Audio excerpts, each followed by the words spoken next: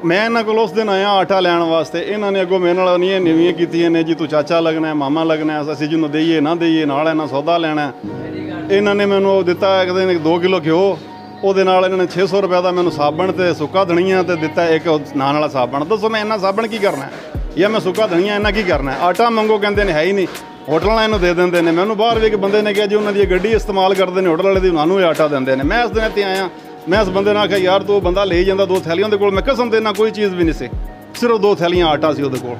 तो इन्होंने मैनू जनाब अगोया की कि तू चाचा लगना है कि मामा लगना है। मैं चुप करके चले गए, मैं चलो कोई गल नहीं। फिर मैं उत्थे कॉल भी की, बाहर नंबर लै गए, उत्थों भी उन्होंने मैंने यही कहा चाचा जी तुसीं छड्डो इस गल नूं, हुण जदों कहोगे असीं उन्होंने कर देंगे वो तुहानूं दे देणगे। उस तो बाद भी मैं इन्होंने पुछण मैंने कुछ दित्ती है, कोई शै नहीं दित्ती। एक खंड का किलो उन्होंने आखो ना 5 किलो 2 किलो जो पैकेट पे वो भी 500 का समान होर लवो।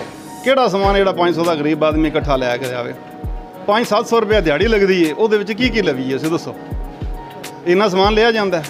अस्सलाम वालेकुम नाज़रीन, आप देख रहे हैं सोशल मीडिया चैनल देख रहा है पाकिस्तान और मैं हूं फैसल शहजाद। नाज़रीन, पाकिस्तान में रहते हुए सहाफ़त करना बिल्कुल ऐसे ही है जैसे दरिया में रहते हुए मगरमच्छ से बैर रखना।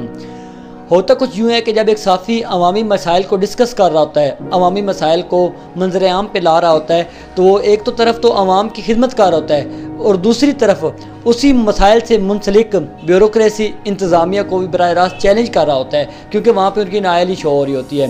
तो ऐसे में अक्सर औकात होता यही है कि वही ब्यूरोक्रेसी वही इंतज़ामिया और साफ़ी के दर पे हो जाती है। इस तरह के वाक़यात हमारे मुल्क में आम देखने को मिलते हैं। आज हमारे साथ मौजूद हैं भागटावाला के मायानाज़ साफ़ी रफ़ाकत अली चौधरी। इनके साथ भी कुछ एक ऐसा ही वाक़या पेश आया कल शाम को। उनसे बात करते हैं, उनसे पूछते हैं कि उन्होंने क्या किया और ये वाक़या उनके साथ कैसे पेश आया।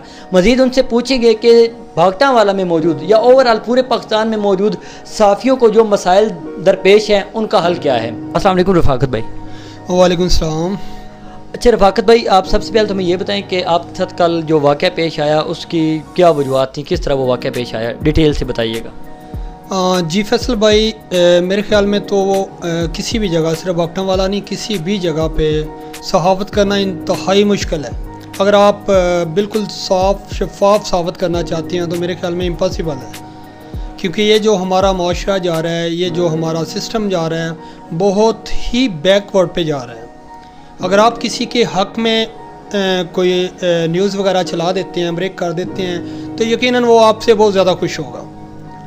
दूसरे जो होंगे उसके एंटी पॉलिटिक्स, वो यही समझेंगे कि आप उनकी टीसी कर रहे हो। राइट पे भी आप न्यूज़ दोगे तो यही फील होगा कि आप टीसी कर रहे हो। अगर किसी अदारे के ख़िलाफ़ हम कोई भी न्यूज़ अपलोड करते हैं या उसको ब्रेक करते हैं तो वो अदारा हमारे यकीनन ख़िलाफ़ होगा। मेरे नज़र में सहाफ़ी की 20% फॉलोअर्स होंगे, उनको चाहने वाले होंगे, 80% उनके अगेंस्ट होंगे यकीनन, अगर वो राइट पे अपनी सहाफ़त कर रहा है। अगर तो वो ब्लैकमेलिंग या जल्द सहाफ़त कर रहा है, टीसी भी कर रहा है, हर एक को अप्रिशिएट कर रहा है, अदारा कर रहा है, वो गलत कर रहा है या ठीक कर रहा है, उसे अप्रिशिएट कर रहा है, तो मेरे ख्याल में वो एक जर्द सहाफ़त के ज़ुमरे में आएगा। अगर कोई मैं एक मिसाल देता हूँ कि हमारे इधर भागटावाला में अगर SHO साहब को गलत कर रहे हैं, मैं उनके ख़िलाफ़ लगाता हूँ, तो यकीनन वो पूरा भागटावाला जो पुलिस स्टेशन है वो मेरे अगेंस्ट हो जाएगा। जबकि मेरा एक राइट बनता है, मैं हर साल हलफ लेता हूँ, जो प्रेस क्लब नुमाइंदगी मिलती है, हलफ लिया जाता है कि हम आवाम की खिदमत करेंगे, आवाम की जो गरीब मज़लूम लोग हैं उनकी आवाज़ को हाईलाइट करेंगे, उनके ऊपर लब्बैक कहते हैं उनकी इम्प्लीमेंट करवाएंगे अदारों से। लेकिन हम नहीं करते। अगर कोई बंदा ऐसा करता है तो यकीनन उसके ख़िलाफ़ आवाज़ें भी उठेंगी, उनके ख़िलाफ़ कत्ल की धमकियाँ भी होंगी, जैसा कि मेरे साथ गुज़िश्ता शब हुआ। ये वाक़या इस तरह है कि पिछले 3 दिन से एक बुज़ुर्ग, मैं नहीं जानता उनके बारे में, वल्लाह मैं नहीं जानता वो कौन है, लेकिन वो मेरे पास आ रहे हैं। आज से 2 दिन पहले वो मेरे पास आए कि बेटा आप मीडिया में काम करते हो? जी बुज़ुर्गों, मैं मीडिया में काम करता हूँ। वो मेरे ऐसे करके मेरे पास ये बेटा पैसे हैं, मुझे यूटिलिटी स्टोर वाले आटा नहीं दे रहे। आटा उनके पास मौजूद है, वो कहते हैं कि 400-500 रुपये का एक्स्ट्रा सामान लेंगे तो आपको आटा मिलेगा, वरना नहीं मिलेगा। वो बदतमीज़ी भी कर रहे हैं। मैंने उनको इग्नोर किया कि बुज़ुर्गों हर एक के साथ मैं तो नहीं चल सकता, आप जाएँ उनका मिन्नत अल्लाह करें कि मैं गरीब बंदा हूँ, मेरे पास यही पैसे हैं, आप ये पैसे लें और काइंडली मुझे वो ना आटा दे दें। वो बेचारा चला गया, नहीं मिला, अगले दिन फिर नहीं मिला, कल फिर वो दोपहर को मेरे पास आ गया और मुझे कहता है बेटा मेरे पास ये 400 रुपये हैं। या तो अपने पास से पैसे डालो, मुझे कोई सामान लेके दो, मेरे घर में कोई भी आटा या पकाने के लिए कुछ भी नहीं है। अब यकीन जानेंगे वो रोने लग गया और मुझे ना बहुत ज़्यादा तकलीफ़ हुई कि मैंने यार ये सहाफ़त क्या करनी है अगर मैं इसकी आवाज़ नहीं बन सकता। मैंने बुज़ुर्गों को लिया, मैंने अपने कैमरामैन को बुलाया, माइक वगैरह लिया, मैंने कहा चले आए आपकी आवाज़ को हाईलाइट करता हूँ। मैं भी मिन्नत समाजत करता हूँ कि यार इसको आटा दे दो, इसके घर पे कुछ नहीं है। मैं गया हूँ, जाके उसके व्यूज़ लिए, उसने जो बदतमीज़ी वगैरह की अपने व्यूज़ सारे उसको दिए कि हमारे साथ ये बदतमीज़ी हुई है, ये सिस्टम हुआ। मैं चुप करके कवरेज करके आ गया हूँ। फिर यूटिलिटी स्टोर वालों ने मुझे कॉल की कि भाई आप थोड़ा कंप्रोमाइज़ करवाएं।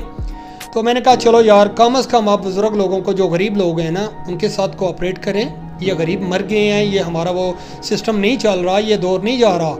200, 300, 400 या 500, 600 रुपये वो दिहाड़ी कमाता है, वो आटे का गट्टू लेगा, आपसे साबुन लेगा, खुशक मसाला जात लेगा, वो अपने घर पे क्या बनाएगा?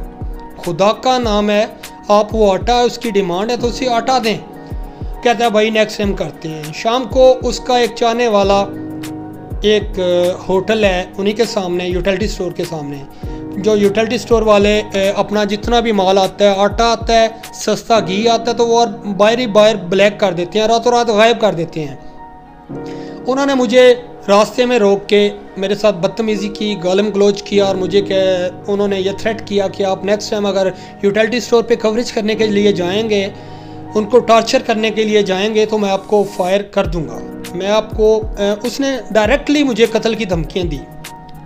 अब मेरा कसूर सिर्फ यही था, उस बुज़ुर्ग के आंसू देख के मैंने उसकी आवाज़ को हाईलाइट करने के लिए कवरेज की कि शायद इस गरीब के आंसू हमारे हुक्मरानों तक पहुंच सके और इन गरीबों को उनका हक जो वो सब्सिडी, अरबों रुपए की सब्सिडी दे के इन तक पहुंच सके, ना कि वो रास्ते में ही ब्लैक कर दिया जाए। यकीन जाने, बागटा वाला नहीं, मैं ओवरऑल बात कर रहा हूँ, यूटिलिटी स्टोर से जालिम बंदे कोई भी नहीं है। जितना घी, जितना आटा वो आता है, 80 से 90% दुकानों, होटलों पे, बेकरियों पे वो बाहर पे ब्लैक करके बेच देते हैं। वही लोग वो 300 वाला जो घी होता है 450 में सेल करते हैं। इससे बड़ा जुल्म क्या है? मेरा यही कसूर है कि मैंने उसकी आवाज़ को हाईलाइट किया। और मैं यही कहूँगा कि जो भी बंदा सहाफ़त करें, लेकिन आप अगर हलफ लेते हैं ना, उस पाक ज़ात को हाज़र नाज़र समझ के अगर आप हलफ लेते हो ना, तो आप उस पर डट जाएँ। क्या कर लेंगे? वो फायर मार देंगे, मेरी जान चली जाएगी, इंशाल्लाह वो मेरी रायगान ही जाएगी। मैं अपना जो हक है इंशाल्लाह अदा करता रहूँगा, करता हूँ, मेरी जान रहे या ना रहे।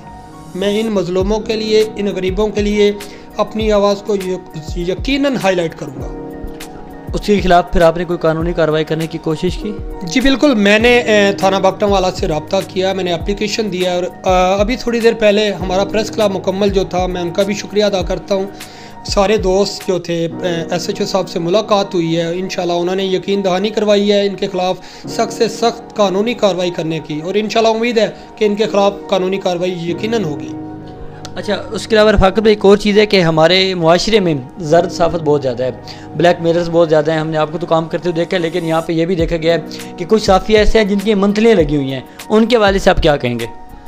जी फैसल भाई, बिल्कुल आप ठीक कह रहे हैं। मैं तो उनको सहाफ़ी अकाउंट ही नहीं करूँगा। सहाफ़त मेरे ख़्याल में जो मैंने पढ़ा है, जो मैंने सुना है, वो यही है कि हमारे माशरे का एक चौथा सतून है। अगर हमारा चौथा सतून ही करप्ट ब्लैकमेलिंग पे उतर आएगा तो कभी भी ये माशरा नहीं चल सकेगा। ये तो उन लोगों को चाहिए ना जो मंथली दे रहे हैं, यकीनन मंथली भी वही देगा जो खुद ब्लैकमेलिंग कर रहा होगा, जो खुद करप्शन कर रहा होगा। अपनी करप्शन को छुपाने के लिए वो किसी भी अननोन पर्सन को, ना तो वो उसका कार्ड देखेगा, ना ही उसका आधारा देखेगा, ना ही उसकी पर्सनैलिटी देखेगा, वो उसे ब्लैकमेलिंग के तौर पे मंथली देने पे 1000, 2000, 3000 देने पे तैयार हो जाता है। तो ये सारा माशरा ही ऐसे चल रहा है, कभी भी किसी पॉजिटिव सहाफ़ी के साथ वो कंप्रोमाइज़ नहीं करते। मैं आला ऐलान कहता हूँ कि अगर कोई बंदा बागटा वाला में मंथली दे रहा है, वो मेरे साथ रब्ता करें, मैं अपना नंबर उनको देता हूँ, मुझसे रब्ता करें, मैं उनको प्रोटेक्ट करूँगा इंशाल्लाह। हर उस पोजीशन पे, हर उस स्टेज पे मैं उससे वो प्रोटेक्ट करूँगा इंशाल्लाह। हर सूरत उसके साथ चलने के लिए तैयार हूँ। लेकिन जब एक बंदा खुद ही अपनी करप्शन को छुपाने के लिए मंथलियाँ दे रहा है, तो मेरे ख्याल में हर दूसरा और तीसरा बंदा ज़रसाफत के कार्ड लेके, 200-300 का कार्ड लेके अपनी प्रोटेक्शन, अपनी वो जो मंथली अपना जो रोज़गार वो चलाता फिरेगा। और मेरे ख्याल में ये है जो बंदा सहाफ़त के ऊपर ही अपना इन्हिसार करेगा ना कि ये मेरी ज़रा माश है, तो वो यकीनन अपनी ब्लैकमेलिंग करेगा। अगर वो ब्लैकमेलिंग नहीं करेगा तो उसका रोज़गार नहीं चल सकता। जी बहुत शुक्रिया आपके टाइम का। जी नाज़रीन, बिल्कुल जैसा कि आप जानते हैं कि हमारा मुल्क इस वक्त मसाइलिस्तान बन चुका है, और ये जो एक सहाफ़ी होता है ये एक मज़लूम की आवाज़ होता है, गरीब की आवाज़ होता है। हमारी हुकूमत को भी चाहिए, हमारी इंतज़ामिया को भी चाहिए और हमारे मुआशरे को भी चाहिए कि सहाफ़ियों को तहफ़्फ़ुज़ देना यकीनी बनाएं ताकि अवामी मसाइल को उजागर किया जा सके और इनका हल बर वक्त तलाश किया जा सके। आज की इस वीडियो में इतना ही, मिलते हैं अपनी किसी नेक्स्ट वीडियो में। तब तक अपने और अपने मुल्क का ढेर सारा ख्याल रखिए। पाकिस्तान जिंदाबाद।